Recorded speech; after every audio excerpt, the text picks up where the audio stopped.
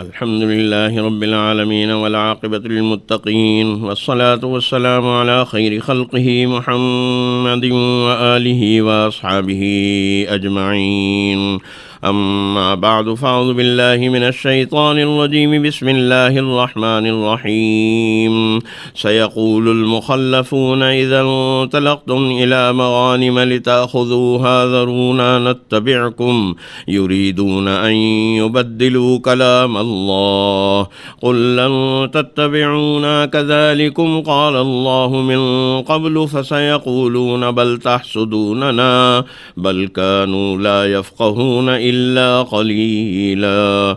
قل للمخلفين من الأعراب ستدعون إلى قوم أولي بأس شديد تقاتلونهم أو يسلمون فإن تطيعوا يؤتكم الله أجرا حسنا وإن تتولوا كما توليتم من قبل يعذبكم عذابا أليما.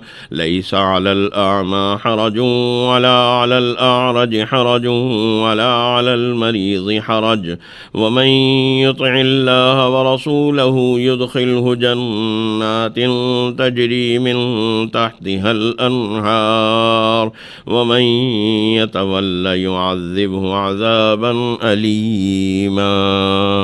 صدق اللہ العظیم. ان آیات کریمہ کا ترجمہ سماعت فرمائیے. جب تم مال غنیمت حاصل کرنے کے لیے جانے لگو گے تو جو لوگ پیچھے رہ گئے ہیں وہ کہیں گے کہ ہمیں بھی اجازت دیجیے کہ ہم آپ کے ساتھ چلیں. یہ چاہتے ہیں کہ اللہ کے قول کو بدل دیں. کہہ دو کہ تم ہرگز ہمارے ساتھ نہیں چل سکتے، اللہ پہلے ہی یہ فرما چکا ہے. پھر یہ کہیں گے کہ نہیں، بلکہ تم لوگ ہم سے حسد کر رہے ہو. حالانکہ بات حسد کی نہیں، بلکہ یہ لوگ صحیح بات کو کم ہی سمجھتے ہیں. نواحی اور دیہی علاقوں سے تعلق رکھنے والے ان لوگوں سے جو پیچھے رہ گئے ہیں کہہ دو کہ تم لوگ جلد ایک سخت جنگجو قوم کے ساتھ لڑائی کے لیے بلائے جاؤ گے. ان سے تم یا تو جنگ کرتے رہو گے یا وہ اسلام لے آئیں گے. اس وقت تم نے اگر حکم جہاد کی اطاعت کی تو اللہ تمہیں اچھا اجر دے گا، اور اگر تم نے پہلے کی طرح منہ موڑ لیا تو اللہ تم کو دردناک عذاب میں مبتلا کرے گا. ہاں، اگر نابینا شخص، لنگڑا یا بیمار آدمی جنگ میں شرکت سے پیچھے رہ جائے تو اس پر کوئی گناہ نہیں ہے، اور جو اللہ اور اس کے رسول صلی اللہ علیہ وآلہ وسلم کی اطاعت کرے گا اللہ اس کو جنت کے باغات میں داخل کرے گا جن کے نیچے نہریں بہہ رہی ہوں گی، اور جو روگردانی کرے گا تو اللہ اسے دردناک عذاب میں مبتلا کرے گا. سن 6 ہجری میں جب نبی کریم صلی اللہ علیہ وآلہ وسلم نے عمرے کا ارادہ کیا اور یہ اعلان کیا تو صاحبان ایمان و تقوی بڑے شوق اور بڑے جذبے کے ساتھ آپ کے ساتھ چلنے کو تیار ہو گئے. لیکن منافقین نے اپنی منافقانہ سرگرمیوں کے تحت نبی کریم صلی اللہ علیہ وسلم کا ساتھی بننے سے گریز اور انکار کا طریقہ اختیار کیا، اور پھر آپ کے سامنے مختلف طرح کے حیلے بہانے تراشنے لگے. گزشتہ آیات مبارکہ سے ان کے ظاہری رویوں کو بھی بیان کیا گیا، اور اصل میں جس حسد کا وہ شکار ہیں اور جس حرص و لالچ میں مبتلا ہیں اس حقیقت کو بھی بیان کرنے کا سلسلہ شروع کیا گیا. آج کی تلاوت کردہ آیات مبارکہ میں ان کی انہی سرگرمیوں کو بیان کیا جا رہا ہے. چنانچہ آیت مبارکہ نمبر 15 میں جو آج کی تلاوت کردہ آیات میں سے پہلی آیت مبارکہ ہے، ان کے حسد کو بھی اور ان کے لالچ کو بھی بیان کیا گیا. سیقول المخلفون اذا انطلقتم الى مغانم لتاخذوها ذرونا نتبعکم، کہ جب اللہ تعالیٰ نبی کریم صلی اللہ علیہ وآلہ وسلم اور ان کے ماننے والوں کو فتح و نصرت عطا کرے گا، دشمن پر انہیں غلبہ نصیب ہوگا، مال غنیمت حاصل ہوگا، تو یہ منافقین اہل ایمان سے اپنی محبتوں کا اظہار کریں گے، انہیں اپنے اخلاص اور ان کی اتباع اور پیروی کی یقین دہانیاں کروائیں گے. بظاہر ان کا رویہ بڑا محبت آمیز اور مخلصانہ نظر آئے گا، لیکن اصل حقیقت کیا ہے اس کو آیت مبارکہ کے آخری حصے میں بھی اور اگلی دونوں آیات یعنی آیات مبارکہ نمبر 16 اور 17 میں بھی واضح کیا گیا.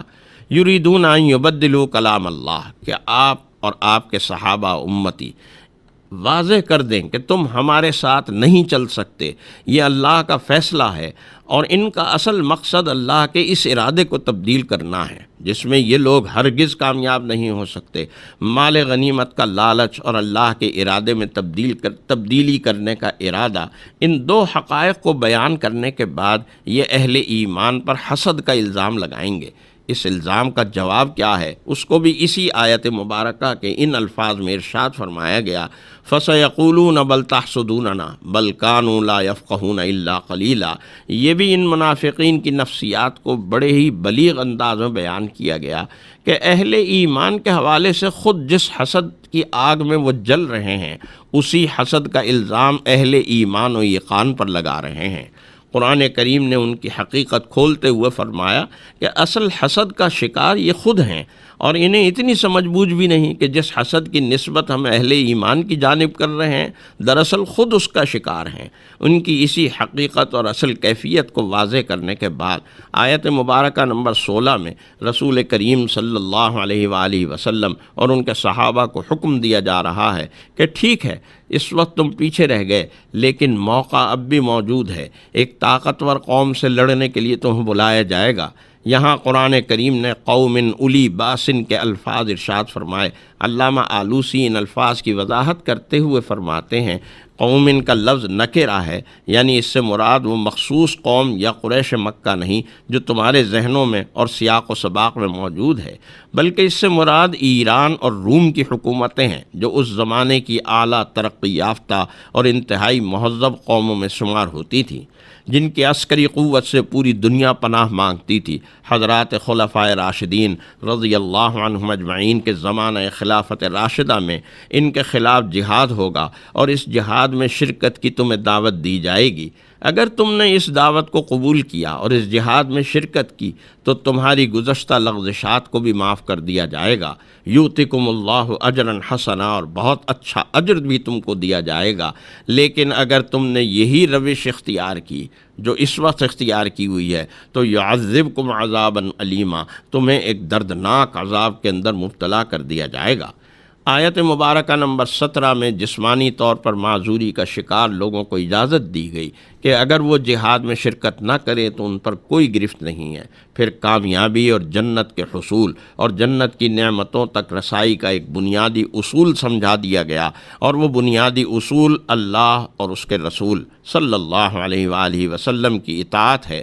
جو بھی شخص اللہ کی رضا اور اس کی رضا کے نتیجے میں جنت اور اس کی نعمتیں حاصل کرنا چاہتا ہے وہ اس اصول کو اپنا لے تو کامیابی اس کا مقدر ہوگی، بصورت دیگر وہ عذاب علیم کا شکار ہوگا۔ اللہ تعالی ہمیں اپنا اور اپنے حبیب صلی اللہ علیہ وآلہ وسلم کا مطیع بنائے، آمین۔ وآخر دعوانا ان الحمد للہ رب العالمین۔